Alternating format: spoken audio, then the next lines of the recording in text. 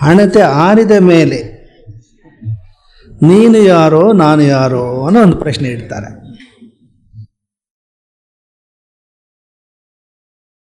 ರಾಷ್ಟ್ರಕವಿ ಶಿವರುದ್ರಪ್ಪನವರ ಕವಿತೆಗಳಲ್ಲಿ, ಅನೇಕ ಕವಿತೆಗಳಲ್ಲಿ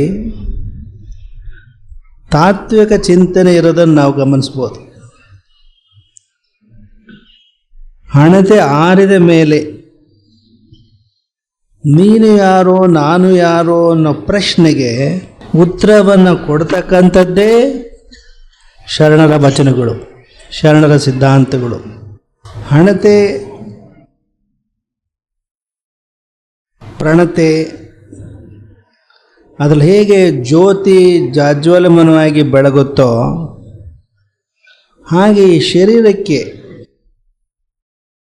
ಶರೀರ ಬೆಳಗೋದೇನೆ ಇದರ ಒಳಗಿರ್ತಕ್ಕಂಥ ಆತ್ಮದ ಸಖ್ಯದಿಂದ.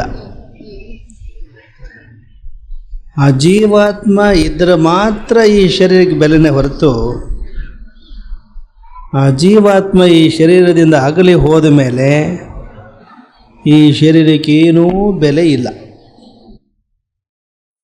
ವ್ಯಾಧನೊಂದು ಮೊಲನ ತಂದರೆ ಸಲುವ ಹಾಗಕ್ಕೆ ಬಿಲಿವರಯ್ಯ, ನೆಲನಾಳ್ದನ ಹೆಣನೆಂದರೆ ಒಂದಡಕೆಗೆ ಕೊಂಬುವರಿಲ್ಲ ಕಾಣಯ್ಯ.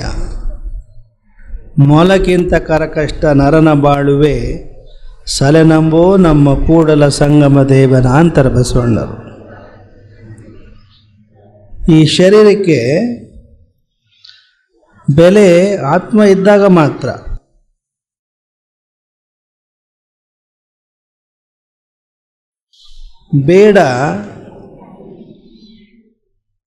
ಬೇಟೆಯಾಡಿಕೊಂಡು ಬಂದಂಥ ಒಂದು ಮೊಲವನ್ನು ಮಾರುಕಟ್ಟೆಯಲ್ಲಿ ಮಾರಿದರೆ ಕೊಂಡ್ಕೊಳ್ಳಿರಿದ್ದಾರೆ.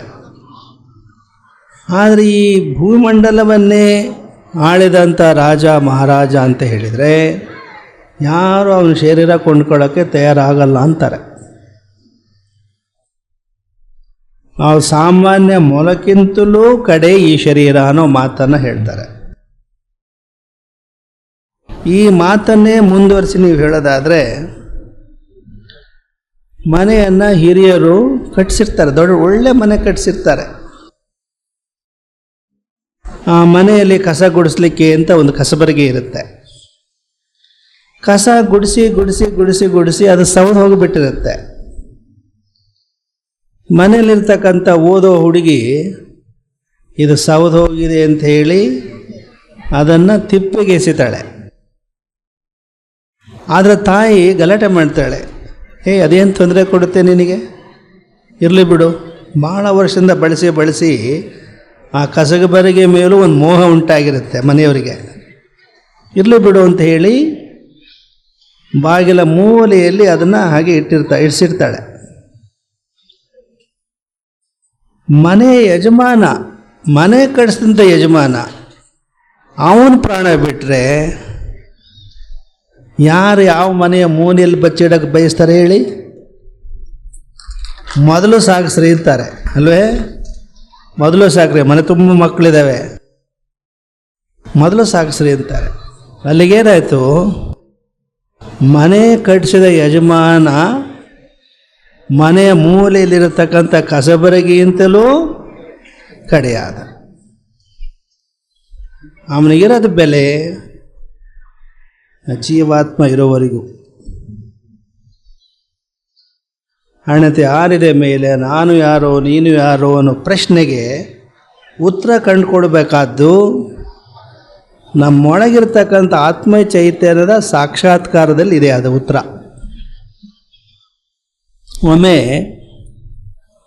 ನಾವು ಯುರೋಪ್ನಲ್ಲಿ ಓದ್ತಾ ಇದ್ದಾಗ ವಿಯೆನ್ನಾದಲ್ಲಿ ಪಕ್ಕದ ದೇಶವಾದಂಥ ಜರ್ಮನಿಗೆ ಹೋಗಿದ್ವಿ. ಅಲ್ಲಿ ಒಂದು ದೊಡ್ಡ ಚರ್ಚ್ ಇತ್ತು. ಅದರ ಪಾತ್ರಿಗಳು ನಮಗೆ ಚೆನ್ನಾಗಿ ಗೊತ್ತಿದ್ದರು. ಅವ್ರನ್ನ ನಮ್ಮನ್ನು ಕರ್ಕೊಂಡು ಹೋಗಿ ಆ ಚರ್ಚಿನ ಪ್ರಧಾನ ಸ್ಥಳದಲ್ಲಿ ಅವರು ಕುಳಿತುಕೊಳ್ಳುವ ಜಾಗದಲ್ಲೇ ಪಕ್ಕದಲ್ಲಿ ನಮ್ಮನ್ನು ಕೂರಿಸ್ಕೊಂಡಿದ್ರು. ಪ್ರಾರ್ಥನೆ ಎಲ್ಲ ಮುಗೀತು. ಅದಾದ ಮೇಲೆ ಆ ಚರ್ಚ್ನಿಂದ ನಿರ್ಗಮಿಸುವಾಗ ಆ ಸಂದರ್ಭದಲ್ಲಿ ನಮ್ಮಿಂದ ಏನಾದರೂ ಒಂದು ನಮ್ಮ ಧರ್ಮಕ್ಕೆ ಸಂಬಂಧಪಟ್ಟ ಹಾಗೆ ಒಂದು ಮಾತನ್ನು ಹೇಳಬೇಕು ಅಂತ ಕೇಳಿದರು. ಆಗ ನಾವು ಹೇಳಿದಂಥ ವಚನ ಬಸವಣ್ಣವರ ವಚನ, ಉಳ್ಳವರು ಶಿವಾಲಯವ ಮಾಡುವರು, ನಾನೇನ ಮಾಡಲಿ ಬಡವನಯ್ಯ, ಎನ್ನ ಕಾಲೇ ಕಂಬ ದೇಹವೇ ದೇಗುಲ, ಶಿರವನ್ನ ಕಳಶವಯ್ಯ, ಕೂಡಲ ಸಂಗಮ ದೇವ ಕೇಳಯ್ಯ, ಸ್ಥಾವರ ಕಳಿವುಂಟು ಜಂಗಮ ಕಳಿವಿಲ್ಲ. ಇದರ ಅರ್ಥ ವಿವರಣೆಯನ್ನು ಇದೇ ವಚನವನ್ನು ನಾವಲ್ಲಿ ಆ ಚರ್ಚಿನ ಪ್ರಾಂಗಣದಲ್ಲಿ ಆವರಣದಲ್ಲಿ ಅದನ್ನು ಕನ್ನಡದಲ್ಲಿ ಮೊದಲು ಹೇಳಿ ಆನಂತರ ಜರ್ಮನ್ ಭಾಷೆಯಲ್ಲಿ ಅದನ್ನು ತರ್ಜುಮೆ ಮಾಡಿ ಹೇಳಿದ್ವಿ. ಪಿಕ್ಚರ್ ಪೋಸ್ಟ್ ಕಾರ್ಡ್ ಅಂತ ಹಿಂದಿನ ಕಾಲದಲ್ಲಿ ಭಾಳ ಚಲಾವಣೆಯಲ್ಲಿ ಇದ್ದವು. ಈಗೆಲ್ಲ ಇಮೇಲು ಇಂಟರ್ನೆಟ್ ಬಂದ ಮೇಲೆ ಅವೆಲ್ಲ ಈಗ ಪತ್ರ ಬರೆಯುವ ಅಭ್ಯಾಸನೇ ಈಗ ಇಲ್ಲ. ಈಗ ಯೋಗ ಕ್ಷೇಮ ಎಲ್ಲ ಬರೀತಿದ್ರು ಮೊದಲು ಪೋಸ್ಟ್ ಕಾರ್ಡ್ನಲ್ಲಿ ಒಂದು ಮೂಲೆಯಲ್ಲಿ ಯೋಗ ಕ್ಷೇಮ ದಿನಾಂಕ ಇವೆಲ್ಲ ಬರೀತಿದ್ರು. ಈಗ ಅವೆಲ್ಲ ಪದ್ಧತಿಗಳೇ ಈಗಿಲ್ಲ. ಅವನು ಪೋಸ್ಟ್ಮನ್ ಬಂದ ಮನೆಗೆ ಅಂದರೆ ಎಷ್ಟು ಕಾತರತೆ ಇರ್ತಿತ್ತು, ಮೊದಲು ಎಷ್ಟು ಕುತೂಹಲ ಇರ್ತಿತ್ತು. ಈಗ ಅದಿಲ್ಲ. ಈಗ ಕ್ಷಣ ಎಲ್ಲ ಇನ್ಸ್ಟೆಂಟ್ ಕಾಫಿ, ಇನ್ಸ್ಟೆಂಟ್ ಇರಲಿ. ಅವ್ರೇನು ಬರೆದ್ರು ಪಾದ್ರಿಗಳು ಅಂದರೆ, ಅದೇ ಒಂದು ಆ ಚರ್ಚಿನ ಭಾವಚಿತ್ರ, ಅದು 12ನೇ ಶತಮಾನದಲ್ಲಿ ಕಟ್ಟಿದಂಥ ಒಂದು ಚರ್ಚ್. ಅದು ಯಾವ ಚರ್ಚ್ ಅದು ಅಂದರೆ ಪ್ಯಾರಿಸ್ನಲ್ಲಿ ಒಂದು ಚರ್ಚ್ ಇದೆ. ಆ ಚರ್ಚ್ ಅದು 12ನೇ ಶತಮಾನದಲ್ಲಿ ಚರ್ಚ್ ಅದು. ಅವರು ಅದನ್ನು ಆಯ್ಕೆ ಮಾಡಿಕೊಂಡು ಅದರ ಹಿಂದೆ ಬರೆದ್ರು, looking at the architectural splendour of this church, I think of the spiritual simplicity and spiritual grandeur of the Easterling ಅಂತ ಅವರು ಭಾಳ ಮೆಚ್ಚುಗೆ ಸೂಚಿಸಿ ಬರೆದರು. ಈ ಚರ್ಚಿನ ಭವ್ಯ ಆಕೃತಿಯನ್ನು ನೋಡ್ತಾ ಬಸವಣ್ಣವರು ರೂಪಿಸಿದಂಥ ಈಸ್ಟರ್ಲಿಂಗದ ಆಧ್ಯಾತ್ಮಿಕ ಭವ್ಯತೆ ನನಗೆ ಬಹಳ ಮೆಚ್ಚುಗೆ ಆಯಿತು ಅಂತಂದು ಹೇಳಿ ಅವರು ಮೆಚ್ಚುಗೆ ಮಾತುಗಳನ್ನು ಬರೆದಿದ್ರು. ಇವತ್ತು ಜಗತ್ತಿನಾದ್ಯಂತ ಧಾರ್ಮಿಕ ಸಂಸ್ಥೆಗಳು, ಕೇಂದ್ರಗಳು ಭಯದ ತಾಣಗಳಾಗಿದ್ದಾವೆ.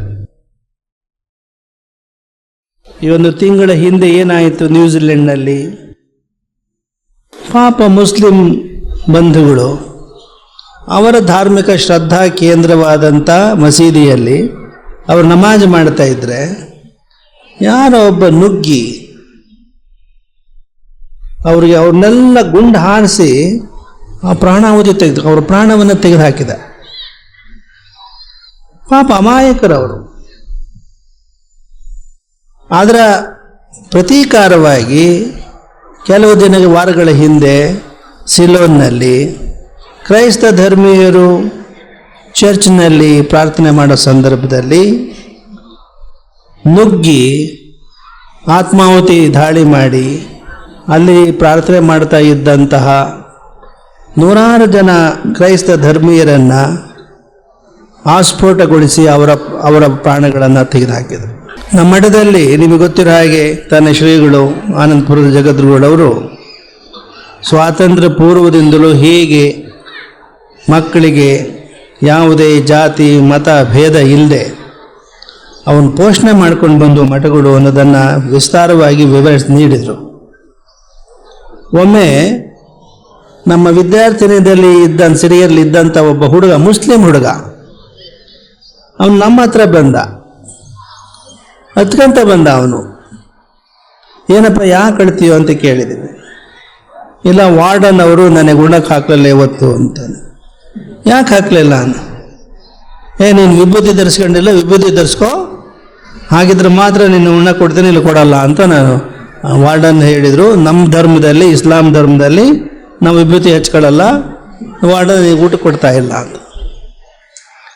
ನಾವು ಕೂಡಲೇ ವಾರ್ಡನಿಗೆ ಫೋನ್ ತಗೊಂಡು ಹೇಳಿದ್ವಿ, ನೋಡು ಇವನಿಗೆ ನೀನು ಉಣ್ಣಕ್ಕೆ ಕೊಡು, ಆದರೆ ಒಂದು ಕಂಡೀಷನ್, ಇವನು 3 ಹೊತ್ತು ನಮಾಜ್ ಮಾಡ್ಬೇಕು. ಇವನು ಹಂಗೆ ನಮಾಜ್ ಮಾಡಿದ್ರೆ ಮಾತ್ರ ಇವನಿಗೆ ಉಣ್ಣಕ್ಕೆ ಕೊಡು, ಇಲ್ಲ ಕೊಡಬೇಡ ಅಂತ ಹೇಳಿದ್ವಿ. ಆ ಹುಡುಗನಿಗೆ 3 ಹೊತ್ತು 4 ಹೊತ್ತು ನಮಾಜ್ ಮಾಡೋದಕ್ಕಿಂತ ವಿಭೂತಿ ಹಚ್ಚಿಡೋದಕ್ಕೆ ಭಾಳ ಕ್ಷೇಮ ಅಂತ ಅನಿಸುತ್ತೆ ಅವನಿಗೆ. ಅಲ್ಲೇ ಗೋಡೆ ಸಿಗುತ್ತಲ್ಲ ಸುಣ್ಣ. ಇವೆಲ್ಲ ಈ ವಿಭೂತಿ ಆಗಲಿ ಮತ್ತೊಂದಾಗಲಿ ಲಾಂಛನವಾಗಲಿ ಇದರ ಹಿಂದೆ ಒಂದು ಆಶಯ ಇದೆ. ಆ ಆಶಯವನ್ನು ನೀವು ಅರ್ಥ ಮಾಡಿಕೊಳ್ಳದೆ ಆಚರಣೆ ಮಾಡಿದರೆ ನಿರರ್ಥಕ ಅದು. ಒಮ್ಮೆ ಹೈದರಾಬಾದ್ನ ಒಬ್ಬರು ಶಿಷ್ಯರೊಬ್ಬರು ಅವರ ಜೀವನದ ಒಂದು ಅನುಭವವನ್ನು ನಮಗೆ ಹಂಚಿಕೊಂಡಿದ್ರು. ಒಮ್ಮೆ ಅವರು ಬಸ್ನಲ್ಲಿ ಪ್ರಯಾಣ ಮಾಡ್ತಾ ಇರುವಾಗ ಸ್ವಲ್ಪ ದೂರ ಹೋದ ಮೇಲೆ ಪ್ರಯಾಣಿಕರು ಟಿಕೆಟ್ ಚೆಕ್ ಮಾಡುವ ಅಧಿಕಾರಿ ಬರ್ತಾನೆ, ನಿಲ್ಲಿಸ್ತಾನೆ ಬಸ್ಸನ್ನು, ಒಳಗೆ ಬರ್ತಾನೆ. ಪ್ರಯಾಣಿಕರು ಟಿಕೆಟ್ ತಗೊಂಡಿದ್ದಾರೆ ಇಲ್ವೇ ಅಂತ ಚೆಕ್ ಮಾಡ್ತಾ ಹೋಗ್ತಾನೆ. ಇವರೇನು ಹೈದರಾಬಾದಿನ ನಮ್ಮ ಶಿಷ್ಯರು ಕೂತಿದ್ರಲ್ಲ, ಅವ್ರ ಹತ್ರ ಬಂದಾಗ ಹಿಂಗೆ ಮೇಲೆ ಕಣ್ಣೆತ್ತಿ ನೋಡಿ ಅವರ ಟಿಕೆಟನ್ನು ಚೆಕ್ ಮಾಡದೆ ಮುಂದಕ್ಕೆ ಹೋಗ್ತಾರೆ. ಆಗ ನಮ್ಮ ಶಿಷ್ಯರು ಅವ್ರನ್ನ ಗಮನ ಸೆಳೆದು, ಏನಪ್ಪ ಎಲ್ಲರದು ನೀನು ಚೆಕ್ ಮಾಡಿದೆ, ನನ್ನ ಟಿಕೆಟಲ್ಲಿ ಯಾಕೆ ಚೆಕ್ ಮಾಡಲ್ಲ ನೀನು ಅಂತ ಕೇಳ್ತಾರೆ.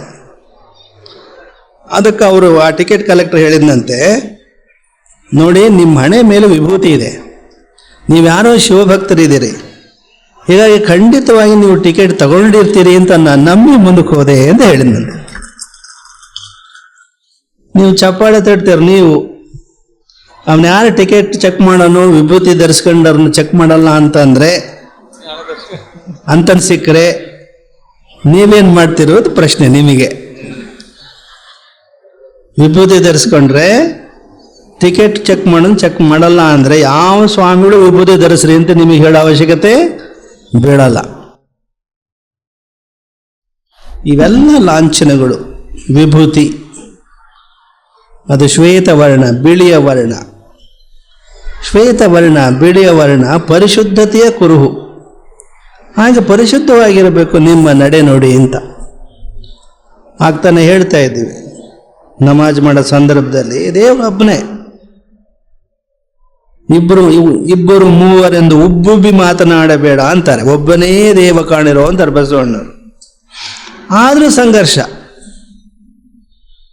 ಒಬ್ಬ ಶ್ರೀಮಂತ ಇದ್ದ, ಅವನು ಒಂದು ಪುಣ್ಯ ಕಾರ್ಯ ಮಾಡಬೇಕು ಅಂತ ಹೇಳಿ ಒಂದು ದೇವಸ್ಥಾನ ಕಟ್ಟಿಸ್ದ.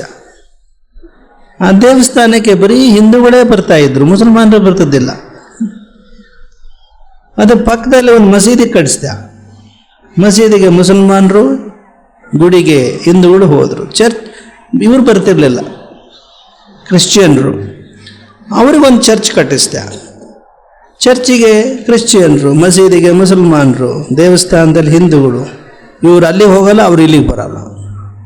ಎಲ್ಲರೂ ಹೋಗುವಂಥದ್ದೇನಾದರೂ ಮಾಡಬೇಕು ಅಂತ ಹೇಳಿ ಅದ್ರ ಪಕ್ಕದಲ್ಲೇ ಅವನು ಶೌಚಾಲಯ ಕಟ್ಟಿಸಿದಂತೆ. ಶೌಚಾಲಯ ಅಂದರೆ ಟಾಯ್ಲೆಟ್. ಅದಕ್ಕೆ ಎಲ್ಲರೂ ಹೋಗೋಕೆ ಶುರು ಮಾಡಿದರು. ಹಿಂದೂಗಳು, ಮುಸಲ್ಮಾನರು, ಕ್ರೈಸ್ತರು ಎಲ್ಲರೂ ಯಾರ್ಯಾರಿಗೆ ಅವಸರ ಇತ್ತೋ ಎಲ್ಲರೂ ಟಾಯ್ಲೆಟ್ಗೆ ಹೋಗಕ್ಕೆ ಶುರು ಮಾಡಿದರು. ಅಲ್ಲಿಗೇನಾಯಿತು? ನಿಮ್ಮ ಗುಡಿ, ನಿಮ್ಮ ಮಸೀದಿ, ನಿಮ್ಮ ಚರ್ಚು ಒಂದು ಶೌಚಾಲಯಕ್ಕಿಂತಲೂ ಕಡೆ ಆಯ್ತು ಅಂತ ಆಗತ್ತೆ, ಹೌದಲ್ಲ? ಅದನ್ನು ಕಡೆ ಮಾಡಿರೋರು ಯಾರು? ನೀವು.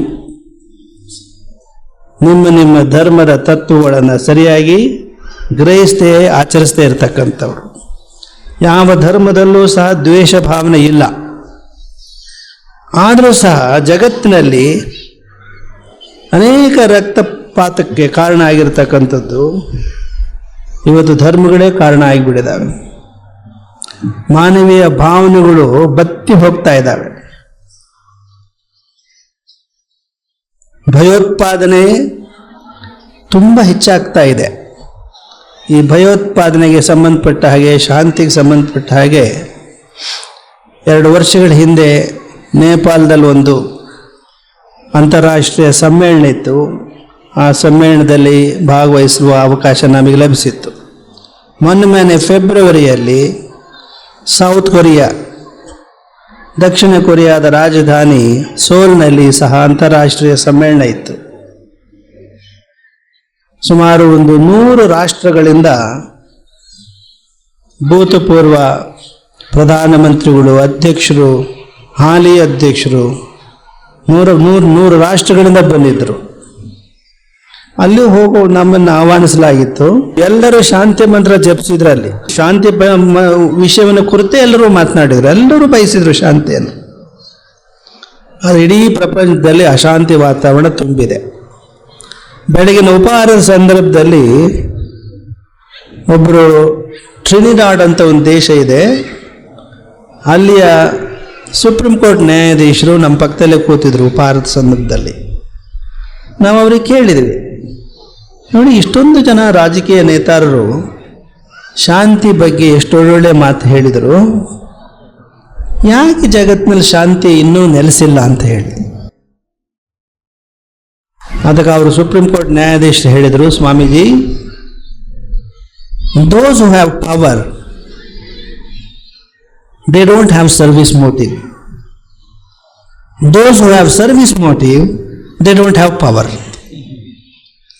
ಯಾರಿಗೆ ಅಧಿಕಾರ ಇದೆಯೋ ಅವರಿಗೆ ಸೇವಾ ಮನೋಭಾವನೆ ಇಲ್ಲ. ಯಾರಿಗೆ ಸೇವಾ ಮನೋಭಾವನೆ ಇದೆಯೋ ಅವರಿಗೆ ಅಧಿಕಾರ ಇಲ್ಲ.